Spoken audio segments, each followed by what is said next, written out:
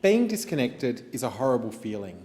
That anxiety when you think you've lost your phone, when you run out of battery and you're out at dinner, or as we experienced in this place just last Thursday, when you get an SMS to tell you that the email server is down and they don't know when it's going to be put back into service.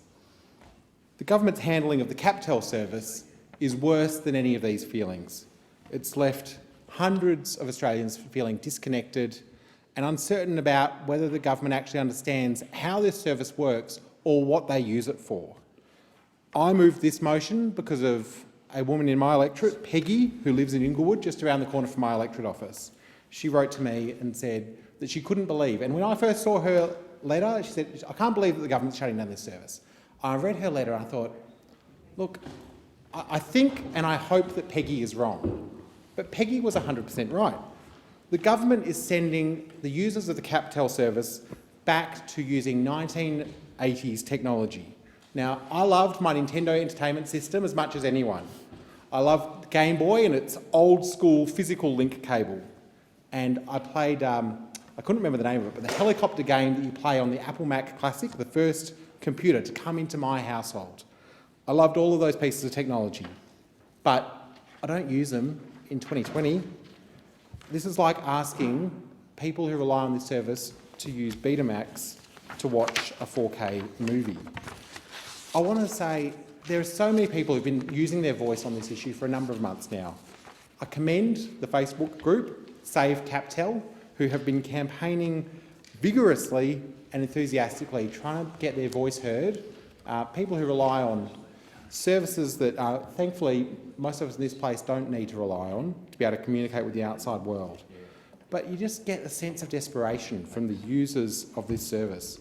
Joan writes on the Facebook group, I lost my CapTel service yesterday, and the alternative on offer was so antiquated and difficult to navigate, I refused to accept it. These are long-term users of this service refusing to accept the dodgy alternative being provided by the government. Karen writes, the new system is not available for my father because he's in a nursing home. It means no more phone conversations for us. I live in a different state to him.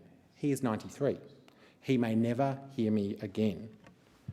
And Nola writes, I need my CapTel phone. It's the only way I can ring anyone. Another person who's been in contact with my office is Dr. Alex Harrison. He tells me, I am the first and only profoundly deaf veterinarian in Australia. I use my CapTel phone every day. He uses it for his work, and now that it's not available, he's relying on FaceTime and other devices, which causes a lot of problems for some of his customers, because if they're not on the Apple network, he can't communicate with them. He says that he's had to wait in queues for an operator. He can't be waiting for 30 minutes on this dodgy second-rate service to talk to a pet owner in an emergency situation. And for those of us who love our pets, those of us who they are members of our family, to be stuck in a situation like that, again, because of the government trying to make a small, insignificant saving on an important service, is simply not good enough. That saving, $8 million.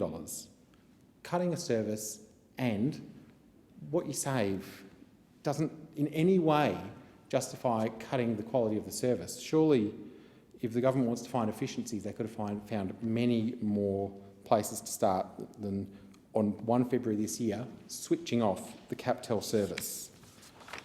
I want to commend the member for Greenway, the Shadow Minister for Communications, for her ongoing advocacy on this matter. She's been a champion for CapTel users, fighting to protect vulnerable Australians from these cuts. And I'm just going to end with a quote that I think sums up that the Minister for Communications just didn't kind of part acknowledge what the problem is here, but in saying that he acknowledged it was hard, he said, quote, I certainly acknowledge that any transition of this kind is challenging, particularly for all older Australians who may not be as familiar with this technology. Well, the reality is that it has been challenging, so challenging in fact that Australians have had to rely on the charity of a US corporation, that is the CapTel service provider, to continue this service while the government continues to sort out a mess entirely of their own making. I thank the member.